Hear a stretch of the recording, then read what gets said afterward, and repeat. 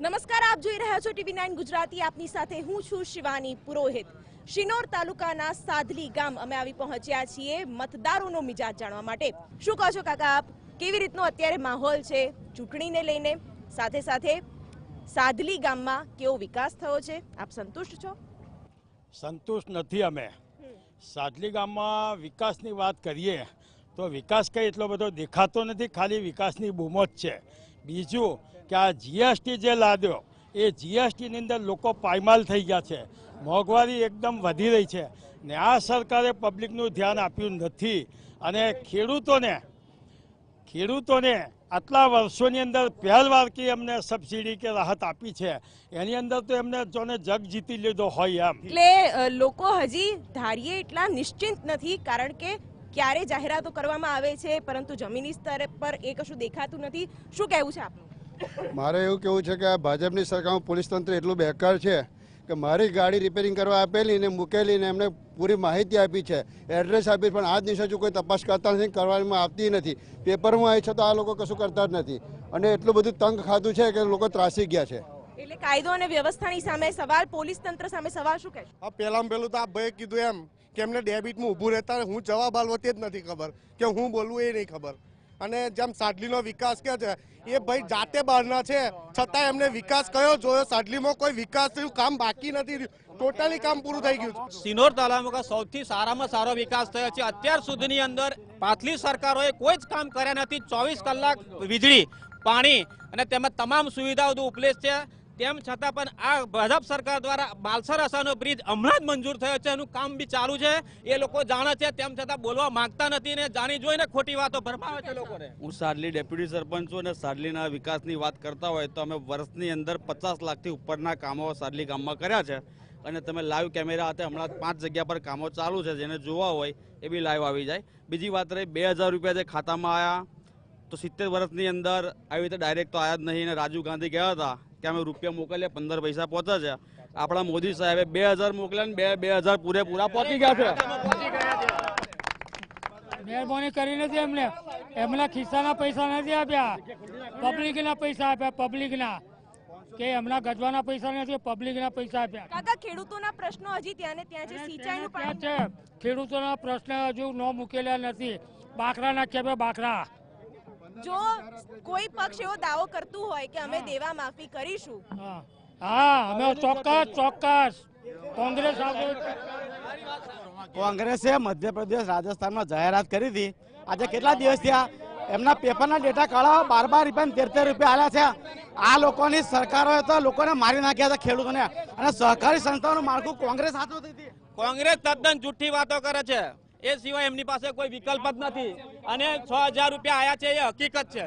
અને એક યુવા આપણી સાથે જે સરસ મજાના ગોગલ્સ પહેરીને આવ્યા છે, અને બેરોજગારીનો પ્રશ્ન પણ અત્યારે દેશવ્યાપી બન્યો છે. શું કહેશો? આટલા વર્ષથી અહીંયા દેશમાં યુવાનો બહારથી ભણવા આવે છે, એટલા માટે અહીંયા સારું છે, એટલા માટે તો આવે છે. હવે પબ્લિકમાં એવું કહેવાય છે કે નથી થયું, આપણે આમ જનરલી દેખાતું નથી. થાય છે હવે, પણ ટકાવારી બહુ ઓછી કહેવાય. આટલી ટકાવારીથી કંઈ રોજગારી કંઈ હલ ના થઈ જાય. રોજગારીની અમારે ત્યાં આઈટીઆઈની માંગણી અમારી આજે 20 વર્ષથી છે. આજે આઈટીઆઈ અમારે જોઈએ છે, બરાબર. સાડલી ગામના શિનોર તાલુકામાં હજુ બી ફાળવી નથી. તો મહેરબાની કરી રોજગારીનું જો મહત્વ આલું હોય તો ફાળવી આપો. મારા મિત્રને મેં એવું કહું છે કે શિનોર ખાતે આઈટીઆઈની બિલ્ડિંગ ઓલરેડી ચાલુ થઈ ગઈ છે. એમને જોયું હોય તો રેલવે સ્ટેશનની બાજુમાં બંધાઈ ગઈ છે. એ જ્યારે પણ જાય ત્યાં શિનોર જોઈ લે. બંધાઈ ગઈ છે, ચાલુ થઈ ગઈ છે, દરેકને ખબર છે, ચાલુ જ છે. એટલે આ ખોટી વાત છે કે આઈટીઆઈ નથી અમારા તાલુકામાં. અમારા સાદલીમાં બી કૌશલ્યવર્ધક કેન્દ્ર ચાલે છે, ત્યાં બી ઘણા બધા કોર્સ ચાલુ જ છે.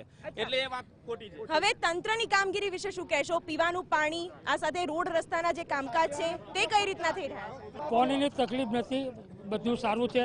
પણ કોઈ કહેતો કે મેં કર્યું એ બધી બંગવાઈ છે, ઠોક્યા કરે છે તે મેં કર્યું. હા, હું 10 વર્ષ રહીનો જ, અમે પણ કરેલું, બધું કરેલું છે. એક વેપારી તરીકે તમને સંતોષ છે? જીએસટી ને લઈને, નોટબંધીને લઈને આપને સમસ્યા થઈ? સમસ્યા તો હવે એમાં એવું છે કે આપણા સમસ્યા તો છે જ, પણ આપણે હલ અમારે જ કરવાનો છે. આપ શું કરો છો? હું ધંધો કરું છું અથાણાનો. અચ્છા, જીએસટી નો નિર્ણય તમને યોગ્ય લાગ્યો? જીએસટી નો નિર્ણય સારો છે, પણ લાંબા ગાળે તકલીફ તો પડે જ છે. આમ સારું છે, પણ લાંબા ગાળે તકલીફ પડે છે. અચ્છા, નોટબંધીનું શું કહેશો? નોટબંધીમાં બી તકલીફ પડી. બરાબર. એટલે નોટબંધી જીએસટી એનાથી તકલીફ તો પડી છે, પણ લોકો ચલાવી રહ્યા છે પોતાના રૂટીનમાં.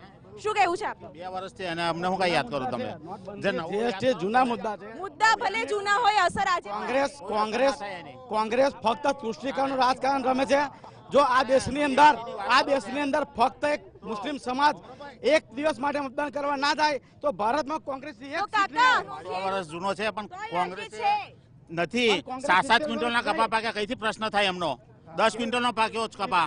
કોંગ્રેસ શાસન ચાલ્યું તો ખેડૂતોનો કઈ હિત જ નહીં જોઈતા, કઈથી પ્રશ્ન સોલ્વ થવાનો? ભાજપમાં ક્યાં ભાજપ તો હમણાં આવ્યું છે. ભાજપે તો આ એને ચાલુ કર્યું, સારામાં સારું છે.